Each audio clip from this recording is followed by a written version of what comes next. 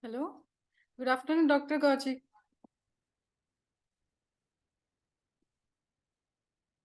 Hello.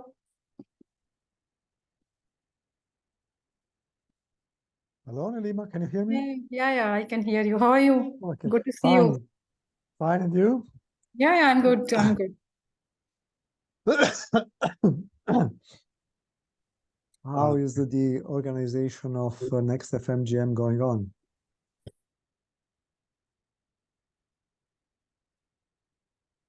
You are mute. Yes. So we are in the process of creating a bank account. Okay, so that we can start our operations. Yeah. So maybe this week we'll be done with that. Good, good. Because once you create the bank account, then you can receive money and then use that for your other expenses. Because we are working with some service provider for maintaining a complete web page and other services, including abstract submissions and other things. Yeah. So I'm in the process of negotiating with them. It's going on. Good. It's going well. Good. That's interesting. Kunal, And can you just start presenting the first slide of the details of the today's talk?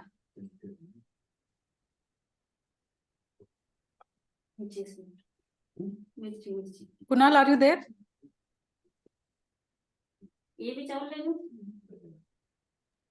Yes, ma'am.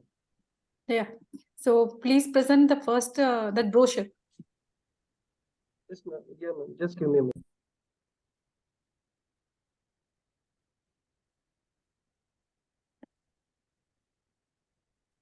Today is our elections here in our state. Oh,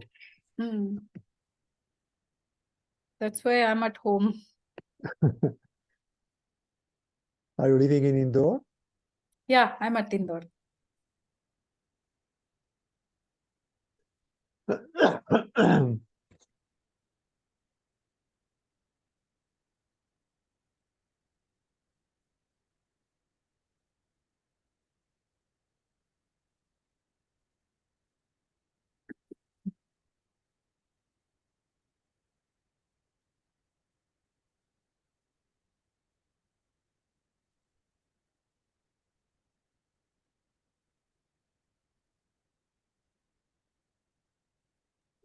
Ma'am, is it visible?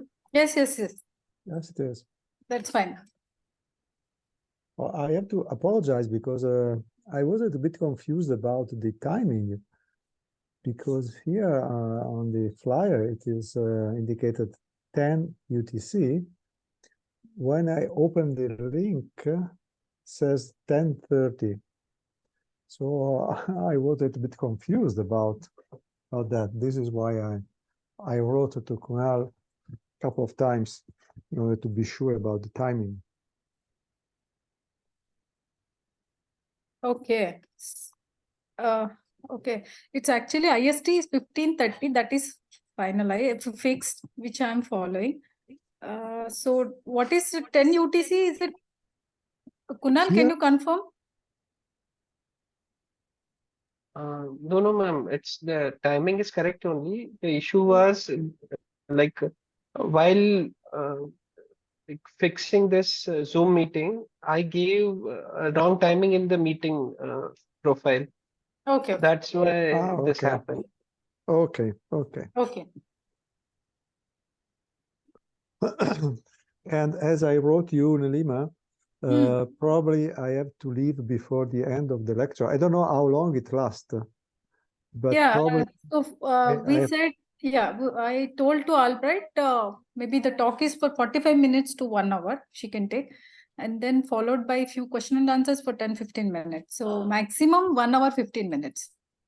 Okay, so maybe that at the end of the presentation, I have to leave because I have to travel today. Okay. So if it will be 45 minutes, it will be okay. Yeah, I can sure. We'll follow inform from her in the starting. Okay.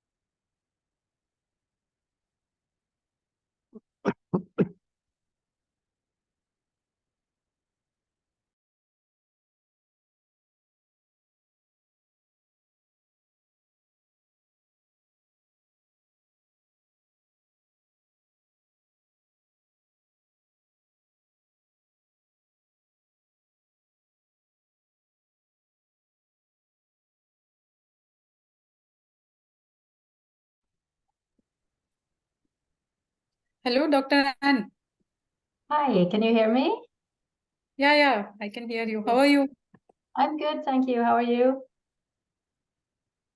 So thank you so much for accepting our invitation to be speaker for today. No problem. Thank you for the invitation.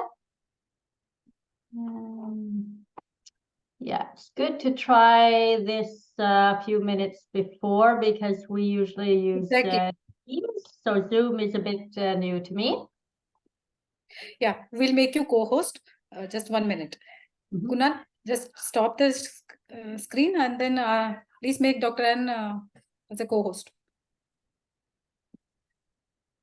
So Yes, this ma'am, is I from already done that. TC220. Dr. Here you can see Dr. Georgie is here. He's a part Hi. of TC220. So our chairman, Dr. Andrew, could not join. So he's representing Andrew today. Okay, fine.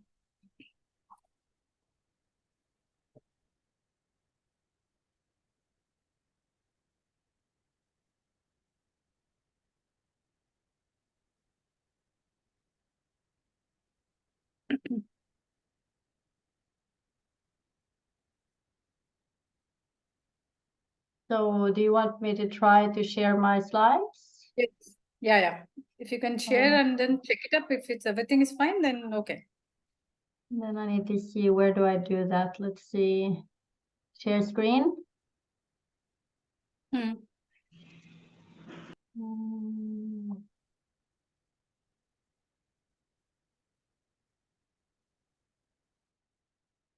Okay. Yeah, can you see it now?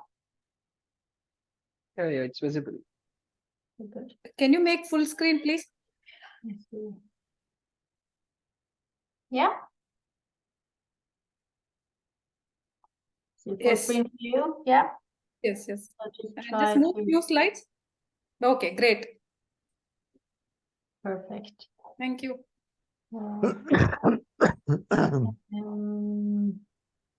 Is there anything you want me to that I should know about the? Yeah, couple of things. One is like this is a recording, okay, and so all the lectures we are recording and we are just putting in, LinkedIn and YouTube channel of TC220, and also Indian Geotechnical Society YouTube channel. And then second thing is like the talk. If you can make it 45 minutes with 15 minutes, question and answers, that will be great because today Dr. George is traveling, so. Okay, it will be nice, like if we can, make it to 1 hour total. Yeah. Will that be okay? I think that will be absolutely fine. I haven't Okay. timed the slides, but I have 30, so I think I should have plenty of time. And if I see I run short of time, I have some that I can skip. I think it might even be a little bit shorter than 45. That's great. That's great. So now, like, can I request you to stop your screen so that we'll start it later? Does it say stop share? Yes. Yeah. Okay, and then I just share the screen again when you tell me to. Okay. Yeah.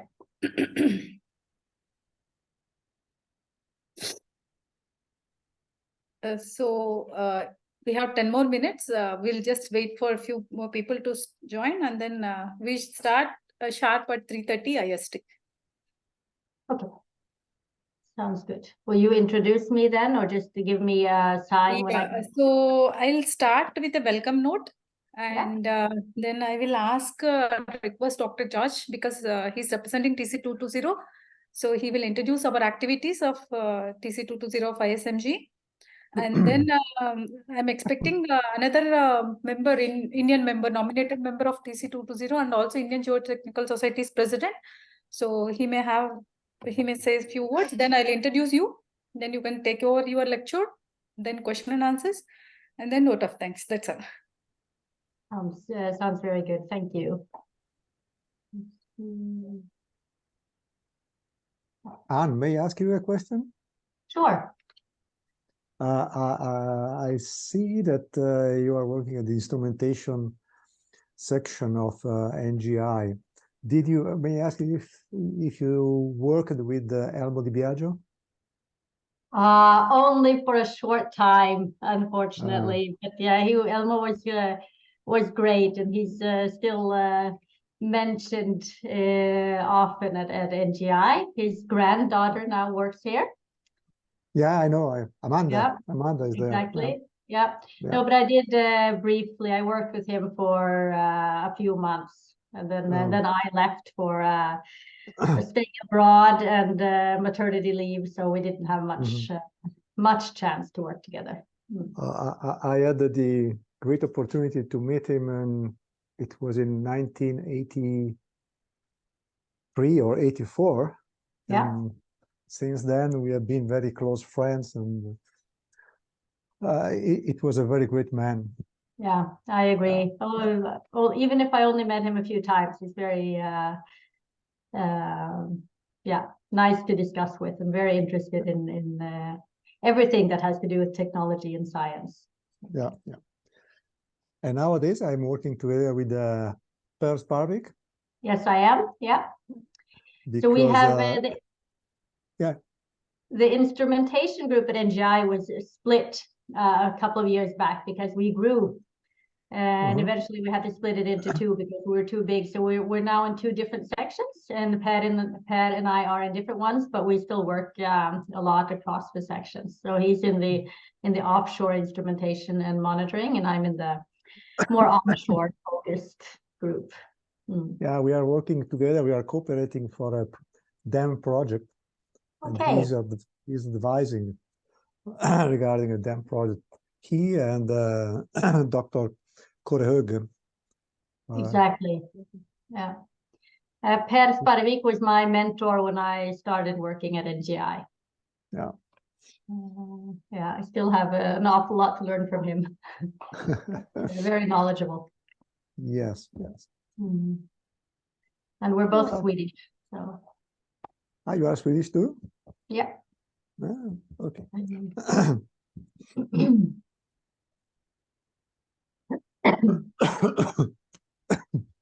Sorry for my cough, but I have the same. I have some water with me to.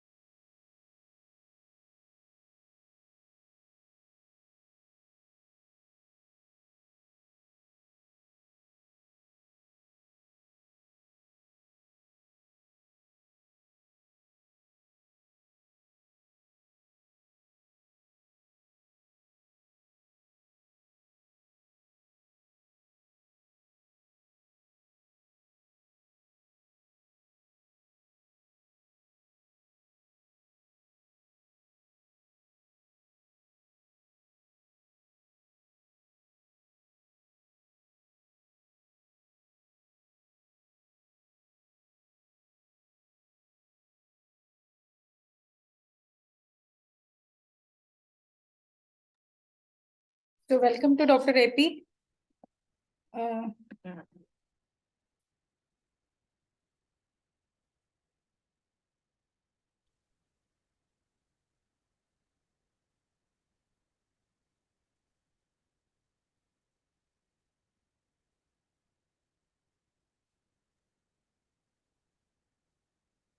Thank you. Good afternoon, Yeah, Nilima, good and all afternoon, the good afternoon. speakers team. And So it's really Dr. a AP very Singh is our Honorary Secretary of Indian Geotechnical Society. So big supporter for all the technical events. good afternoon. Good afternoon. Yeah. So this is a very interesting topic: monitoring for offshore structure and leakage at the seabed.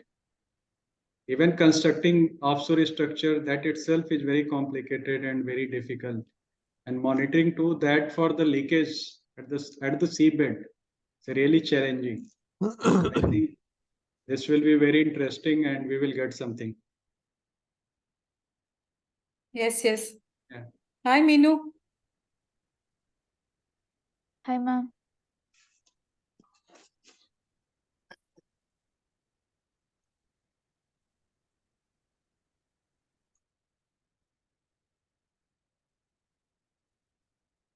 Hi, Ramu. Are you there?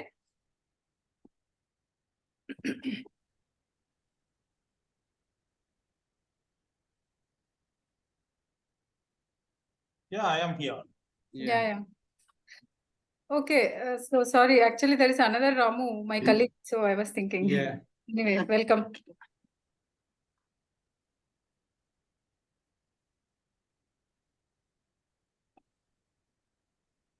So we'll start maybe in 2 minutes.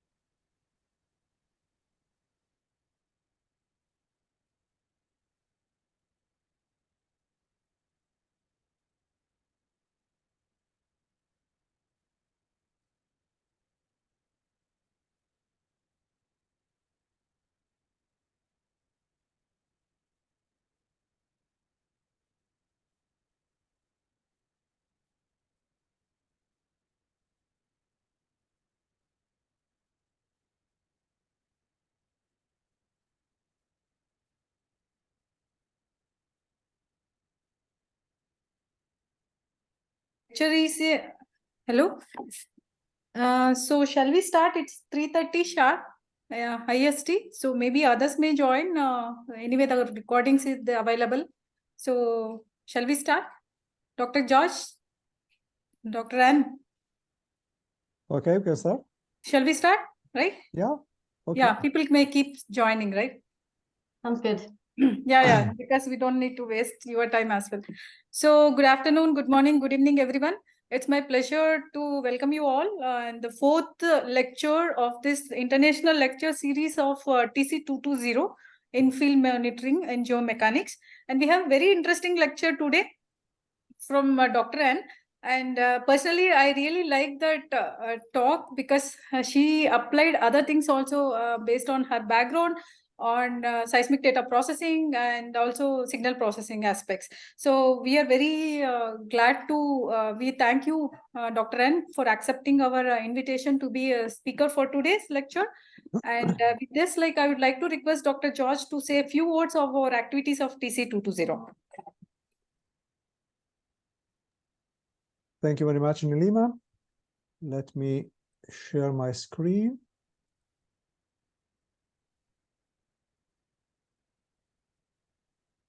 You see my screen? Yes. Okay. So on behalf of the TC220 on field monitoring in geomechanics, and mainly on behalf of the chairman of this TC, Dr. Andrew Ridley, I welcome you all to this lecture, which is part of the activity that TC is developing in order to spread let me say, the culture of monitoring around the world. Dr. Nilima is the organizer of this event, and we thank her very much for this effort. And we are sure that even today's lecture will be something which will provide us a lot of information and a lot of knowledge to add to our background. Just a few words regarding TC220, which has already been introduced by Nilima. TC220 is a technical committee of the International Society for Soil Mechanics and Geotechnical Engineering, and deals with field monitoring in geomechanics. Regarding field monitoring, or mainly the I&M instrumentation and monitoring activities, we want to remind some opportunities that those who are interested in can follow in the next future. Some of them are organized by the TC, some other not, but we want to mention them because could be a good opportunity for everybody. For example, in January, next January, we will have an interesting seminar or workshop organized during the TRB annual meeting in US, in Washington, DC, where people will discuss about a quite interesting topic, which is geotechnical modeling and monitoring when prediction and reality meet.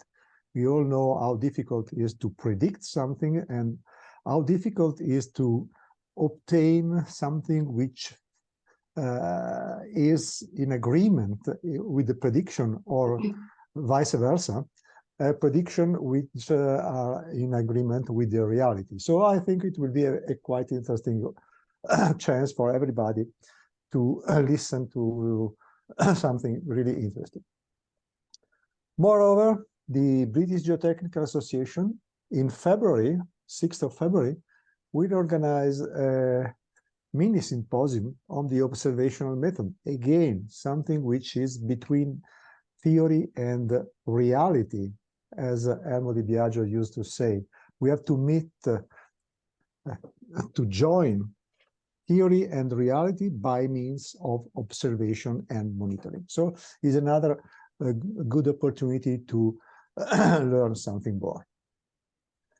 The two events I presented are not organized by TC, whilst these two are organized, or better, in the frame of these two large events, TC is organizing a special event. The first one will be in Barcelona, in Spain, next year in June, from 17 to 24 June. And it will be, it will be a sort of, what is happening? It's a sort of mini symposium on field monitoring. It is organized by one TC member, Joseph Raventos, and it could be an interesting opportunity for discussing about field monitoring. Something similar, but a little bit larger in timing, is the event that has been organized, will be organized during the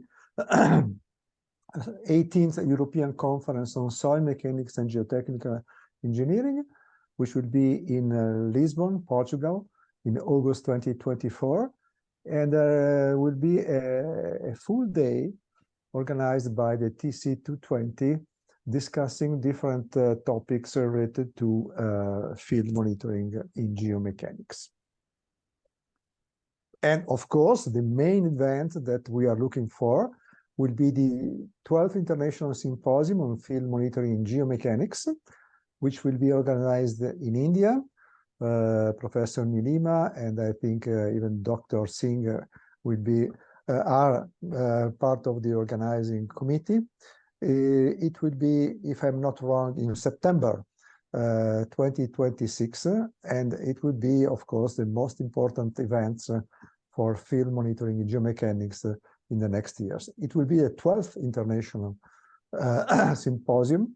This symposia started in the 80s, launched by Professor Kovari, Professor Sakurai, Elmo Di Biagio, and others who later on organized different events in different areas of the world. So this will be the most important event, and I invite everybody to join this event, which will be for sure a great event because the organizing committee is doing a very, very hard work in order to have everything organized in the perfect way.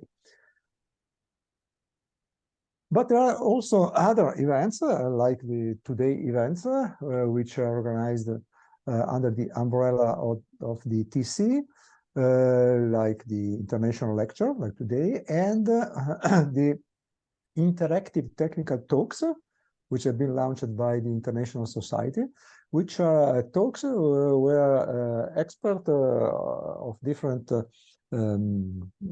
sectors meet and discuss in a very, let me say, informal way about some different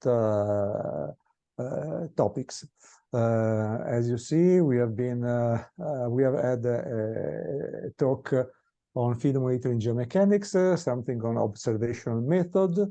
And if you go into the website of the International Society, you will find the list of all the events. TC has also a website. You can check the website in order to be informed and updated about all the events.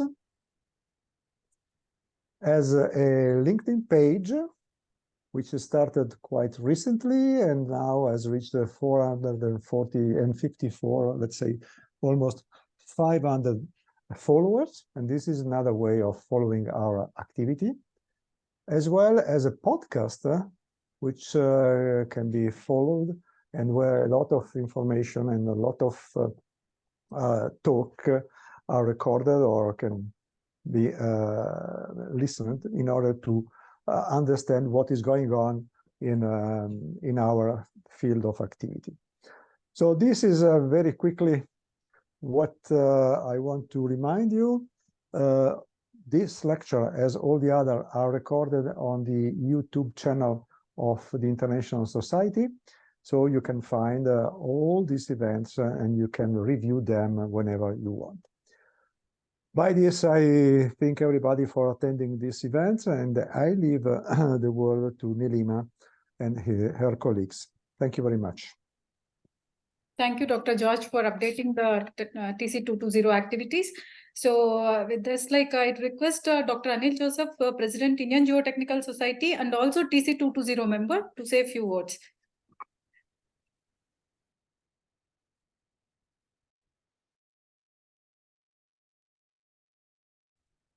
Yeah, good afternoon all, and it's been a great pleasure to me to be part of this TC220 series as a member of the TC220 committee. And it's a big, every month we have as a curtain raiser for the ISFMG 2026 we have started. Congratulations, Nilima, for doing all the hard work and getting the right people on the job. Today we have Anne with us talking on a very interesting topic. Thank you, Anne, for joining us for this program. And we have Giorgio with us, who had given a briefing of what all we are doing in TC220. It's a very important and vital aspect with the artificial intelligence and machine learning coming in, the field monitoring, geomechanics, and the observation method has to make a disruptive change to bring in safety in the construction, and also optimization in the construction is possible. And as they simply say that unless and until you measure, you cannot manage. So the measurement of the aspect is the vital aspect. As field monitoring and geomechanics people, we are doing it. We are doing it on a tricky situation of a very element which varies horizontally as well as vertically. And we have to be very vigilant with our thought process and the sharing of knowledge with eminent speakers is possible, and a very, very interesting topic today. And we are all eagerly waiting to listen to you. I don't want to take much time. I thank everyone who has joined in this program. And in fact, this is a chain which is being published in the YouTube also of our TC220, and make sure that it reaches maximum people so that the important knowledge is shared to the mass public so that we come up with better geotechnical engineering. Thank you all. Thank you very much. And all the best for this thing. And once again, I congratulate Nirima for doing an excellent job. Thank you, Dr. Anil. So without wasting any time, I would like to introduce a speaker. Before going to that, I'd like to inform to all the participants, maybe some of you may already aware, we have a YouTube channel of TC220 and also LinkedIn page. So I suggest you to follow that so that you will get the monthly updates, and a lot of activities are happening, and field monitoring is such an important area in the coming future. So that is one thing. Along with that, we also have a YouTube channel of Indian Geotechnical Society. So please do follow that, because every month we have so many activities by different chapters, because we have almost 52 chapters as of now, if I'm correct. So we are a large body of almost 6,000 active members of the country. So I request others also just to follow so that you can get updated. With this brief words, it's my pleasure to introduce Dr. Ann to the all the participants today. Dr. Ann, thank you so much again. So she has a background in acoustic imaging and digital signal processing from University of Oslo, with a BSc degree in computer science, followed by MSc and PhD in signal processing. She has many years of working experience, including seismic data processing and analysis, sonar signal processing, vibration monitoring, large structures, as well as, in design, installation, instrumentation systems. She has been employed in the instrumentation and live monitoring section at the NGI for the past 10 years, where her responsibilities included coordinating, practicing actively in different R&D projects, as well as consulting work in the installation and instrumentation for different offshore projects. So her main primary research focus in the recent years has been on marine monitoring related to offshore. So with this brief introduction, over to you, Ann. So you have 45 minutes and your lecture is recording, and so followed by 15 minutes question and answers. Okay. Thank you very much for the kind introductions, everyone, and for the opportunity to speak today. I'm really happy to be here. It's a very interesting forum for me. Let me see if I can share my screen here.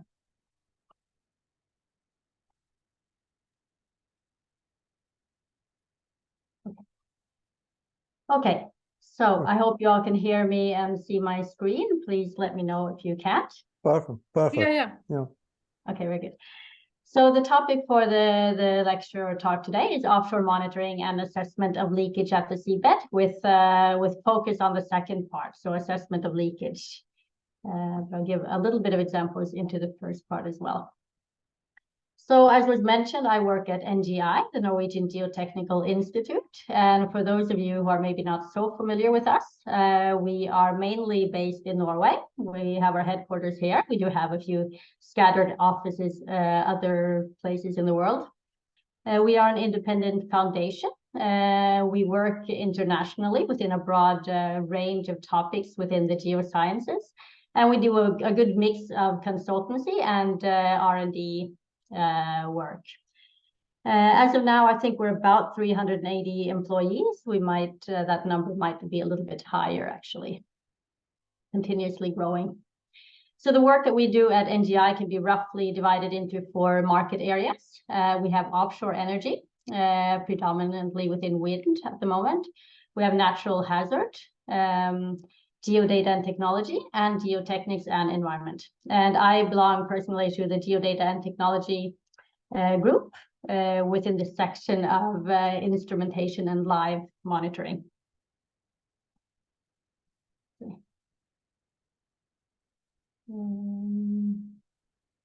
Yeah, so the rough agenda for today's talk, I'll give a few examples from the work we do on offshore structural monitoring at NGI.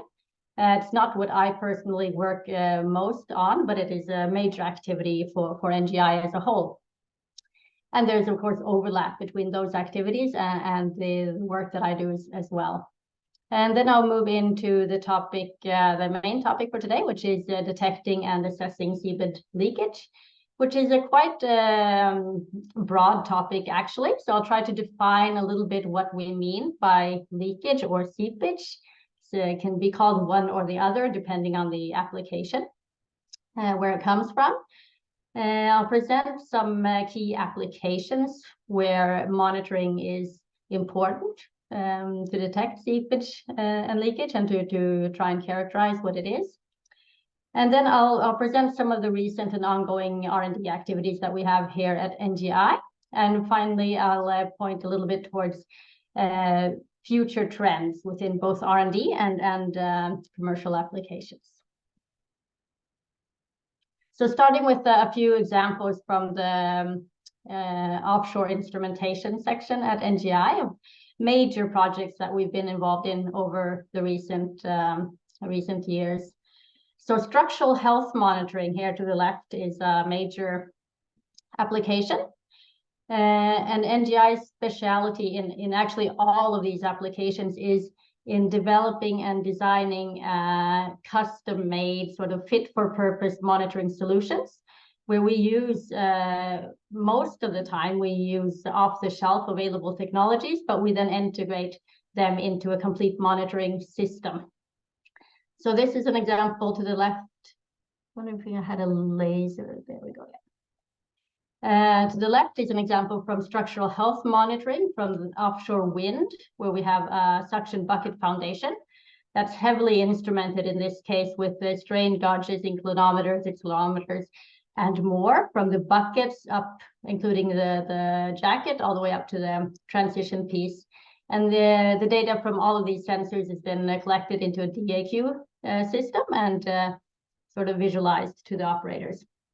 And this is important to both to monitor loads, both wave and wind loads that the structure is subjected to, and of course to measure the dynamic response of the structure, and to say something about its life expectancy. We are often also involved in installation monitoring and guidance, where a structure is instrumented so that the operators can ensure a safe and controlled installation at the seabed and penetration into the ground. Final example to the left here is another activity that we often are involved in, which is large-scale model testing. This is an example from offshore Taiwan with axial pile load testing. Yeah. Beneath is also an example from axial pile load testing, but in that case, actually from the onshore market related to infrastructure. And we do have a dedicated section for offshore instrumentation monitoring. The head of section is Stephen Hayes. So if you're curious, feel free to contact him. Another example, a very interesting one I find, is retrofit installation of monitoring solutions, where you have some structure offshore and you want to install sensors that were not placed there when the structure was installed. So this is an example from a project we had.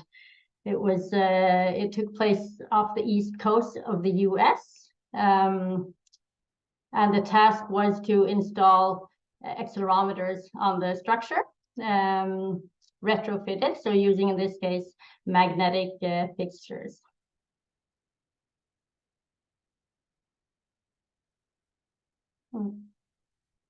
Okay, so that was just a brief sort of a peek at some of the offshore monitoring of structures that we do at NGI. And now I'll move on to the main topic of this talk, which is detecting and assessing seabed leakage or seepage. So NGI actually has quite a long history of monitoring leakages at the seabed for different applications and using different technologies.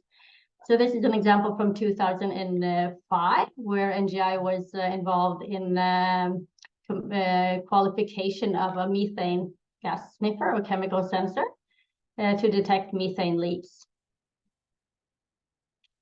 Later in 2012, NGI was involved in a commercial project where the task was to develop a leak detection and monitoring system to be placed below an offshore structure to detect the leaks from the seabed. And I'll say a few words more about this later in the talk.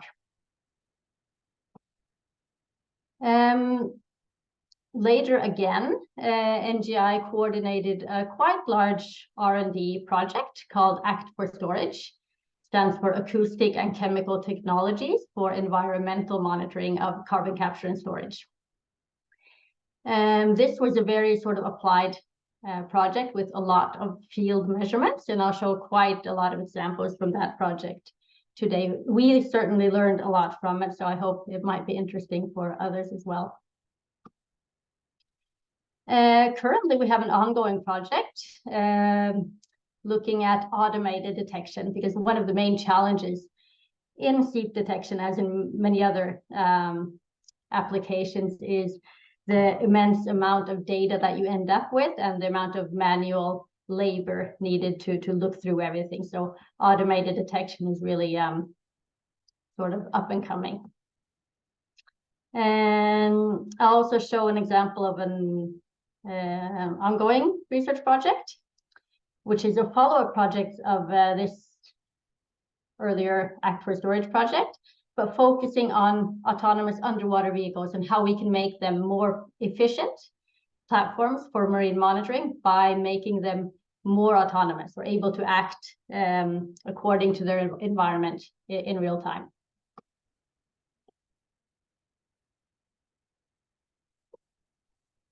Okay, so what do we really mean by seabed leakage or seepage? Well, it can be many different things, and not everything needs to be monitored, but some aspects are quite important to monitor. So this is an example of natural seepage where methane is seeping into the marine environment. That's very common in many places of the world. It's probably always been there. It's visible in the water column as bubble streams locally and sometimes sporadically occurring. In some cases, it results in pockmarks at the seabed. There may be features on the seabed indicating that there has been or is fluid flow, and there may be a chemical sort of plume that's measurable, detectable in the water column. So why is this important to monitor? Well, methane is a greenhouse gas. And as a greenhouse gas, it's much more potent than, for example, CO2, although that's also, of course, an important greenhouse gas to consider. Natural seepage of methane has always been occurring, but today there is a lot of CH4 methane trapped in permafrost in the ocean, sort of below in the sediments. And as ocean temperatures rise, this sort of is released.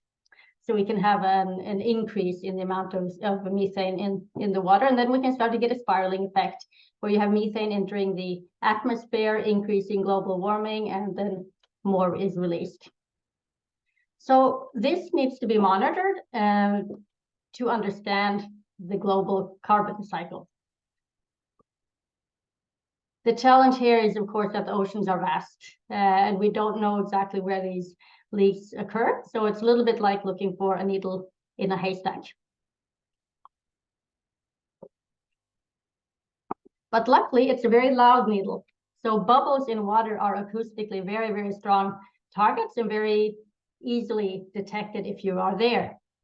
But the challenge lies in the large search space. So you would either have to be lucky and be at the right place at the right time, or you have to have very comprehensive monitoring strategies. So another application kind of seepage is what we would call leaks from infrastructure at the seabed. So we have oil and gas pipelines at the seabed, a large amount of these and growing amount. We also have where there has been oil and gas production and wells have been shut down. They are capped, closed and abandoned. This is an example from BP. Modern wells are usually kept in a very good way, but there are also many legacy wells that are maybe not as well closed. You also have the opportunity that natural gas may use this as a conduit or a path to find its way to the seabed.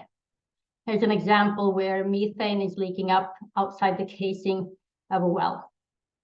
And this adds up to a considerable amount of gas, and especially the oil and gas operators are being pushed by governments to have control over this.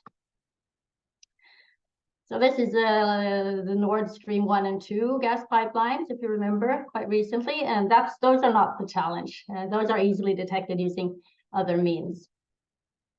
Medium-sized leaks, for example, from pipelines are generally not so challenging to detect either, because there are mass balance systems that will detect these as there will be a drop in pressure.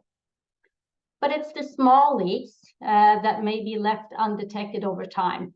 And that can cause significant both economical loss, and it can also have an environmental impact. And finally, there may be leaks, natural leaks, but near infrastructure that can pose a safety hazard. So I'll show another example from a project we had at NGI a few years back, where that was exactly the case. This is an offshore structure in the North Sea. There's an issue with natural methane seeping up near the platform. And the concern is that this may cause a loss in stability of the structure. So it needs to be monitored. So I'll jump back. The solution that NGI provided at that time was to place 6 monitoring nodes beneath the platform.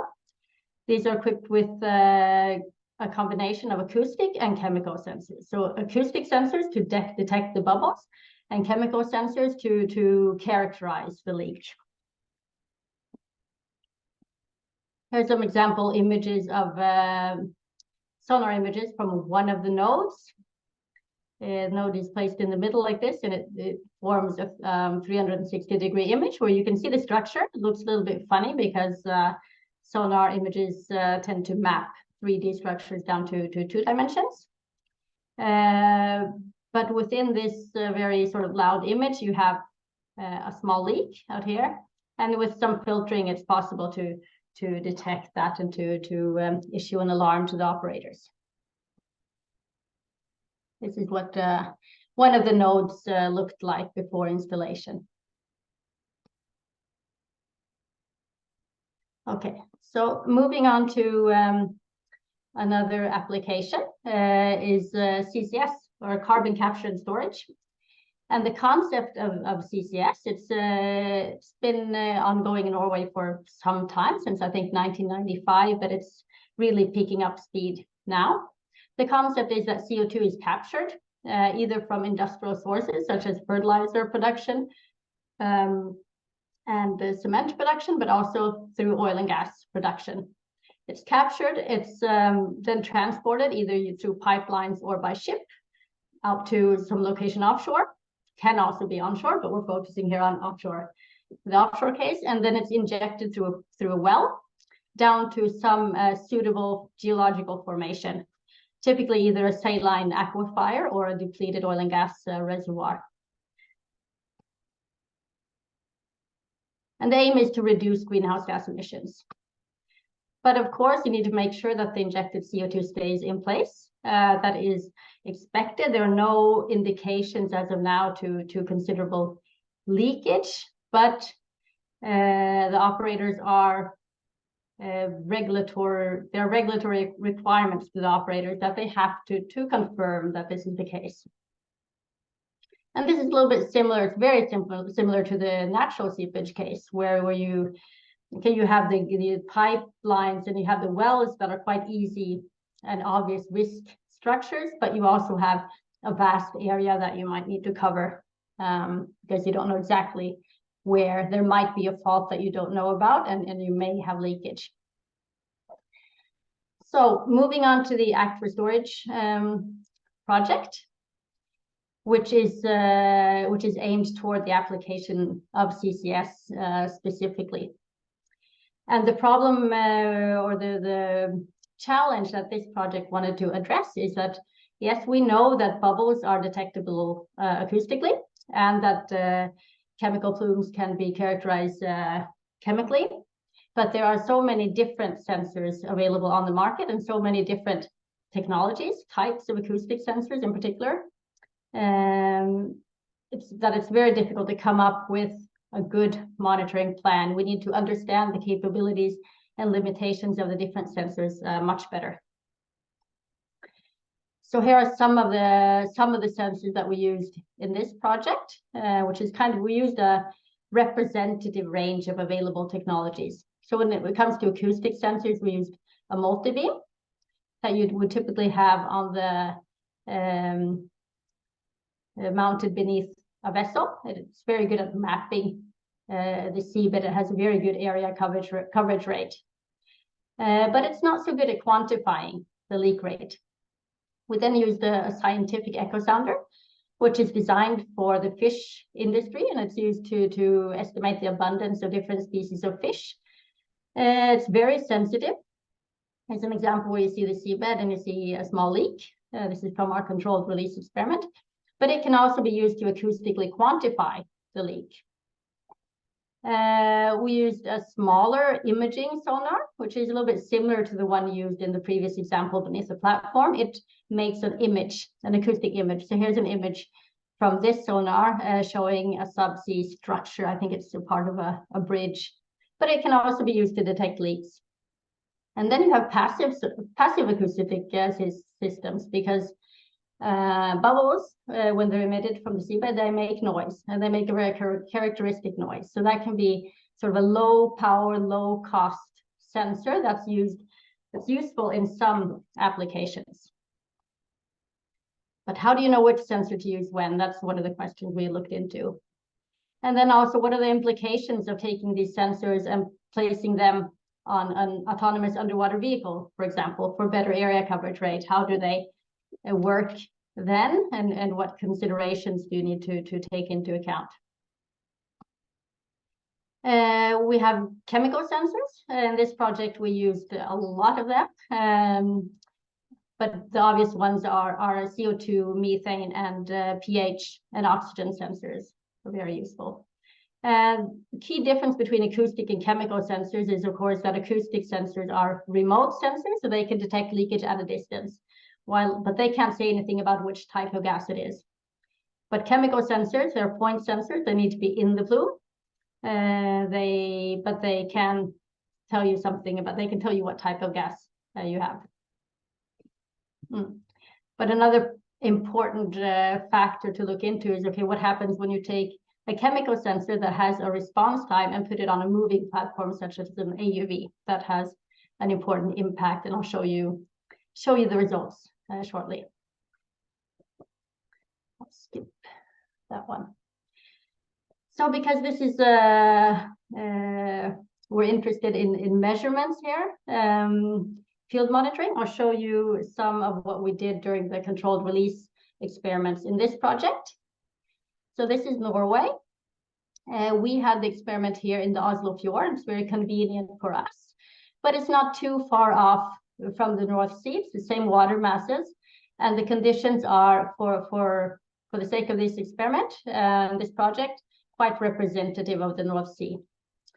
We had a DIQ system at onshore with pipes and cables out to both a leak frame where we had controlled release of CO2, but also 2 sensor platforms that we instrumented with a number of acoustic and chemical and oceanographic sensors.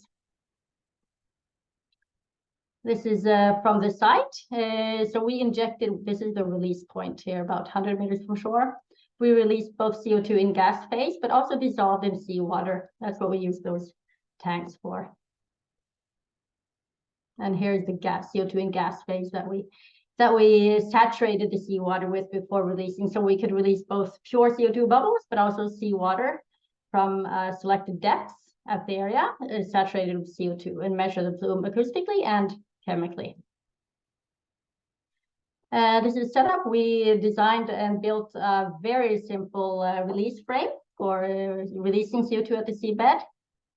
And we had 2 sensor frames equipped with chemical sensors, current meters. It's very important to understand the ocean currents when you're measuring this, at least when you're trying to interpret the data that you get, but also acoustic sensors. So here, a scanning sonar, same one that was used in the monitoring system beneath in a structure offshore, the M3 imaging sonar that I showed, and 2 echo sounder transducers. And we also had a hydrophone. This is what this frame looks like in practice with the M3 sonar here, the imaging sonar with the bathymetric capabilities, and 2 different EK80 scientific echo sounder transducers with different frequencies.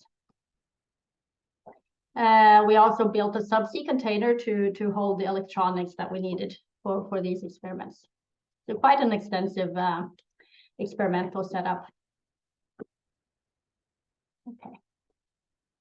So let me show you some results from the stationary sensor template, which was placed 25 meters from the leak that was equipped with the chemical and oceanographic sensors.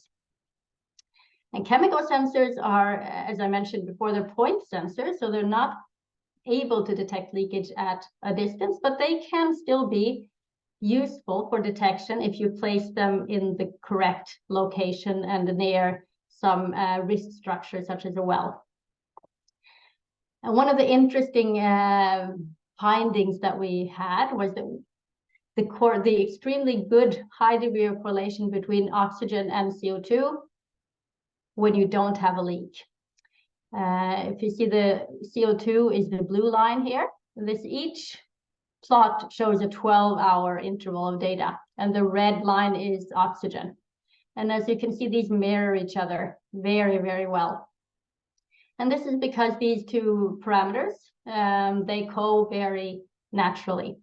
And if you plot them, you can also see that they have a very nice linear relationship. But when we release CO2, we observe anomalies.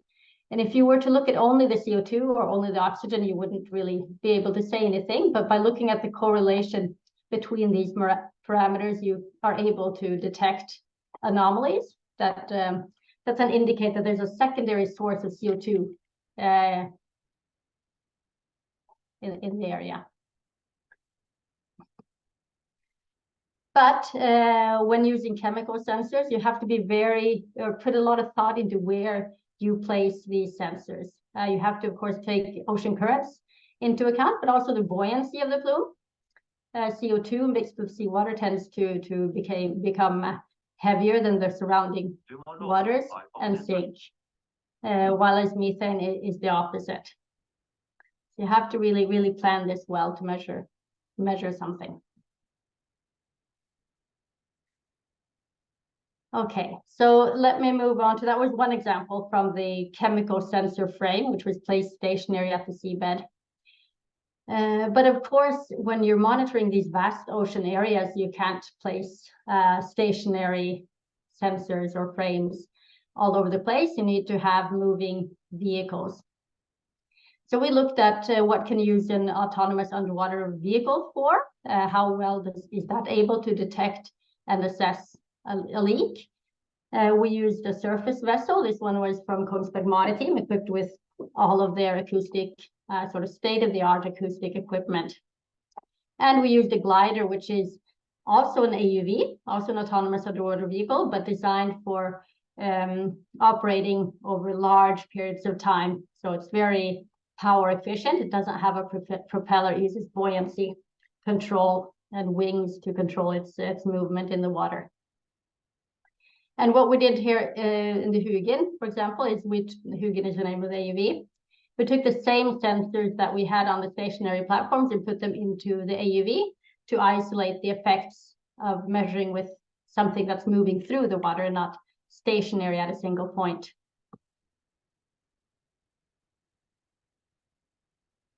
So firstly, looking at the acoustic data that we acquired using this research vessel, the Simrad Echo.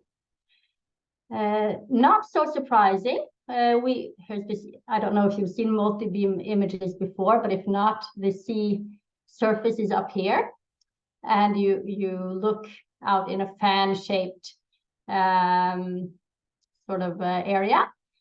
You see the seabed and you can see the seep. And this is when releasing 1.3 liters of gas. I'll show you a little video so you can get a feeling of how, what kind of a size of leak that is. So bubbles are detectable acoustically, we knew that. But what was very interesting, and here's an example of where predictions do not match observations, is that we observed them very high into the water column, here from the seabed, 35, sometimes 40 meters above the seabed, consistently. And predictions say that CO2 bubbles are completely dissolved within at least 10 meters, no more than 10 meters above the seabed. So that was an interesting observation, and we've looked into that and have a hypothesis that there's some gas exchange going on, that the predictions or the simulations are not able to sort of to include all of the processes you have in nature. But for monitoring, this is a very good thing because it's much easier to detect something that has more of a vertical extent. Let me see if I can. This is the leak. We didn't have a, this is an R&D project, so limited budget and a bad camera, but you can at least see what the leak looks like at 60 meters depth.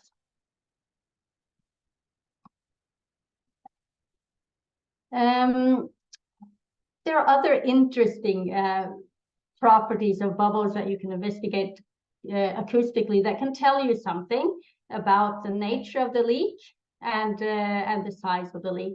And one of those parameters is the frequency dependent information. Here are some examples of the seep, the same seep as on the previous slide, insonified with a transducer at different frequencies from 18 to 200 kilohertz.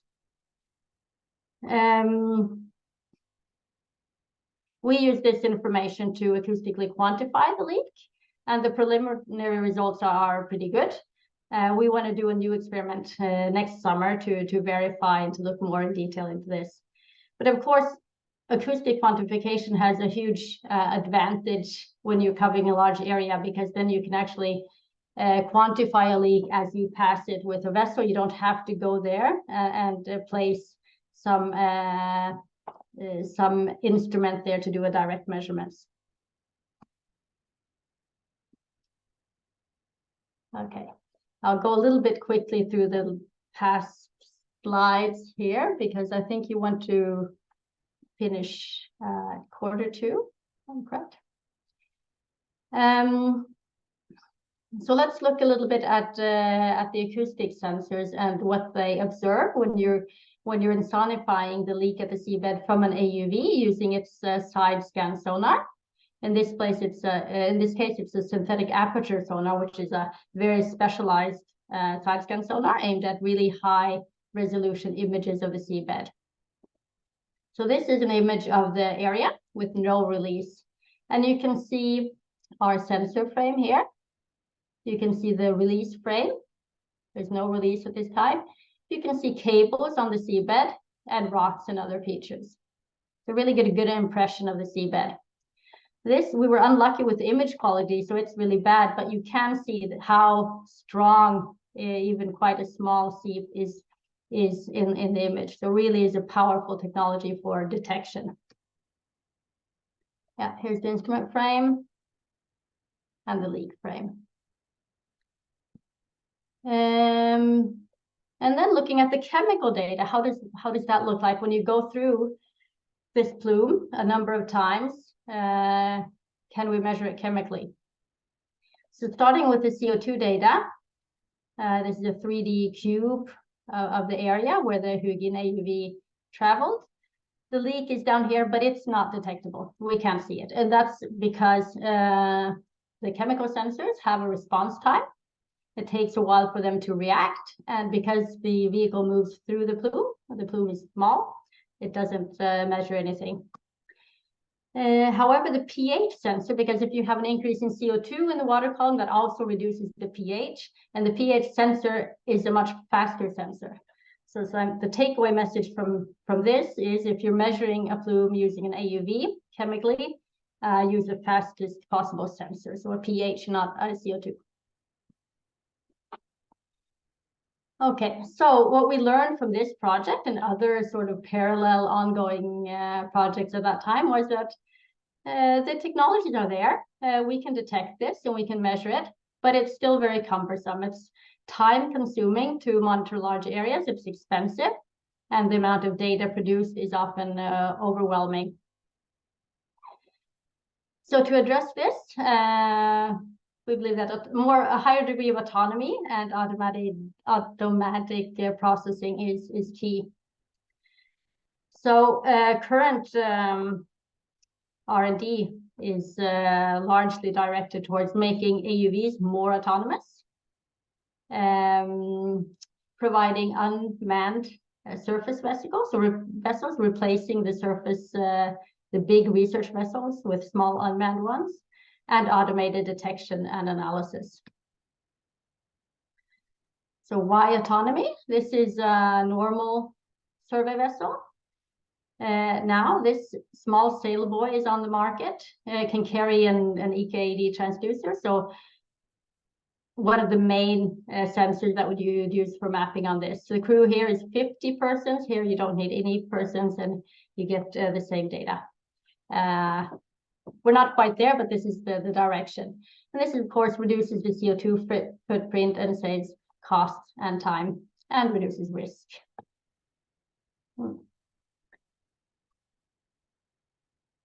Let's see. Sorry, I went the wrong direction. There. Yeah, and then there are other larger unmanned surface vessels that can carry more advanced sensors. And we're currently looking into automated processing, and we hope to test that in a field trial this summer.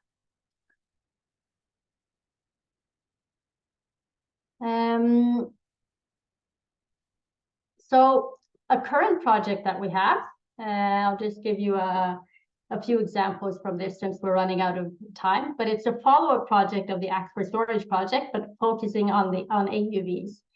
Because we did see that AUVs were certainly a very powerful tool for monitoring large areas and detecting and characterizing seepage, but they're not efficient enough. They have navigational autonomy, but they lack situational awareness. So they don't use their sensors in real time to act based on their environments. They collect data and then they come back.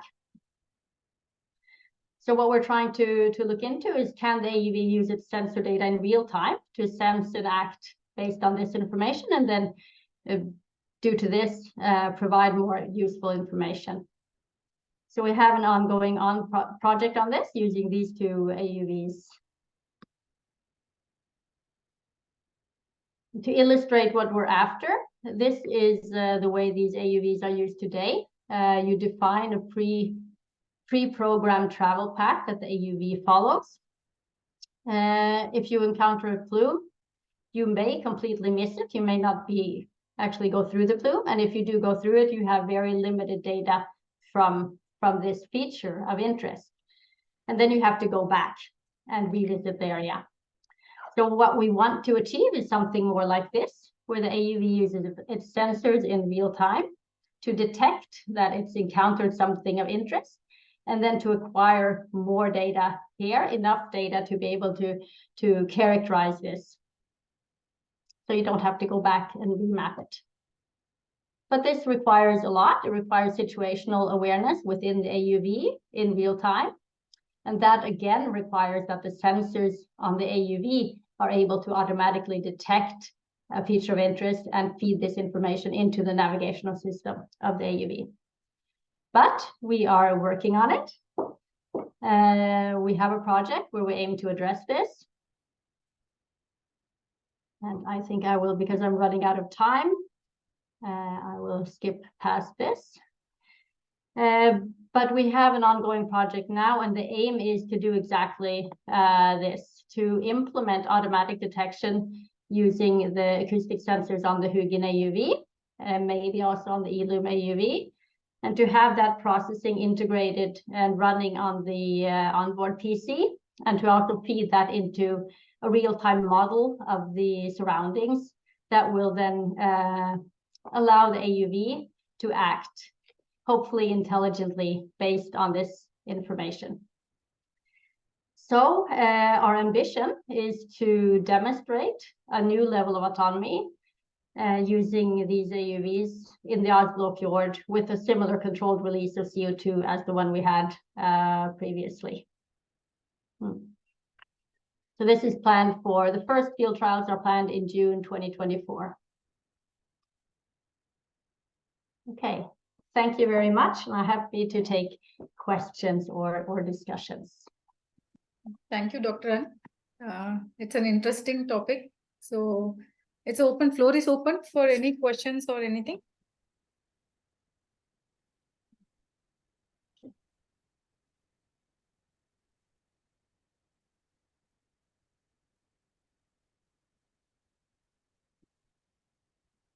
May I?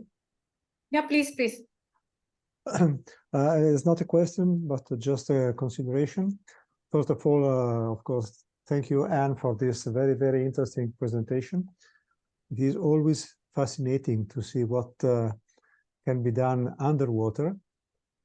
Many times we are in trouble just to install an instrument on the into the ground, and it is really nice to see what you are able to do underwater. And this leads me to another consideration, that is that underwater or offshore instrumentation is a sort of edge limit or edge situation which provide our community a lot of opportunity to understand what can be done. I mean, you are using a lot of technologies. You are using a lot of sensor instrument, and from them we can derive something to use in different applications. So I think that offshore could be considered as the driving area for instrumentation and monitoring, because you are dealing with very complicated problems, and you are working in a very, very challenging environment. And this is something very useful. And I know that NGI has always been the reference for the offshore monitoring. And so I hope that all the research that you are developing will be in the next future available for everybody to solve even other problems. I'm thinking about, for example, about a dam project, where you have to deal with the reservoir, to know what is happening underwater the reservoir, starting from the sedimentation to many other parameters, like chemical parameters or presence of leakage or presence of gases and so on. So starting from offshore, we can derive technologies and solutions even for onshore applications. So again, thank you very much, Anne, for this interesting presentation, and good luck for your research. Thank you very much. Dr. Ann, there is a question in the chat box. So someone is asking, like, can we detect leakage? I think pipeline leakage. Oil leakage. Yeah, pipeline detection in the seabed, I guess. Can we detect the oil leakage? Can we detect the oil? Oh, that's a very good question and very interesting one.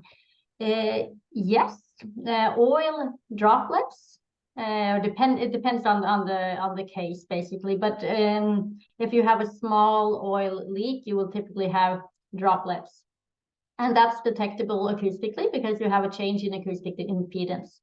You don't have nearly the same change in acoustic impedance as you have between oil and gas. Or sorry, between water and gas.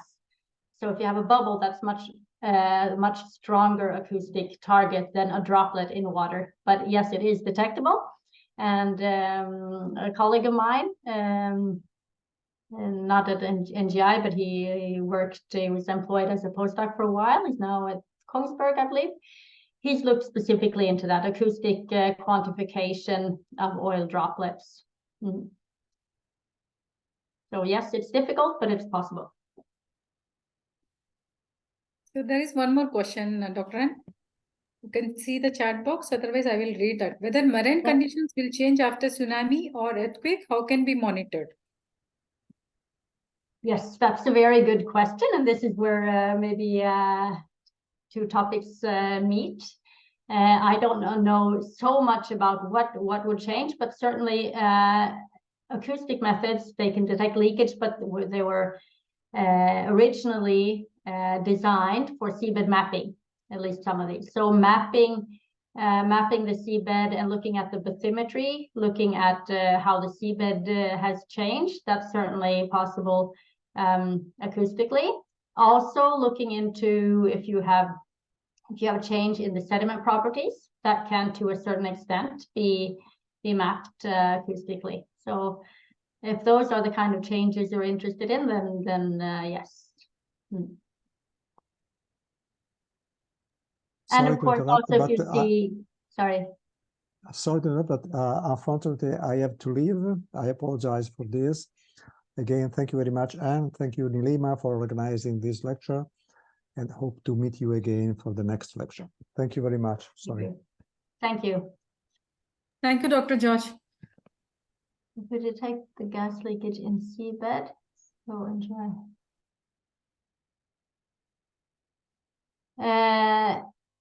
That's a good question. If we have a method to stop the leakage, that's not something that at least I have been involved in my research. Mainly, we would monitor, we would provide advice and quantify the emissions.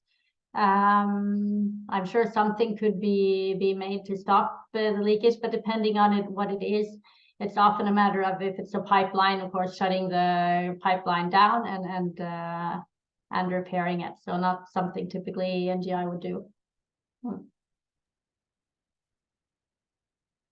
Okay, so thank you so much, Dr. N. And so if there are any more questions, please feel free to contact Dr. N in future also. So we can provide the details of the speaker. So with that, we will close this session. So I thank again, my sincere thanks to Dr. N for such an interesting topic. I really like that topic because it is having highly multidisciplinary and much ahead of the time, I can say. So thank you so much for sharing your work, and hope to see you in 2026 at IIT Indore. So I'd like to invite you and all everyone to just follow us in our LinkedIn and of course YouTube pages for other updates. So you can register. Once you register, you get the monthly lecture series details and other updates also from TC220 and the Indian Geotechnical Society. So with this, I'd like to close this session. So if there is nothing, thank you so much again. So see you. Thank you very much. Thank you.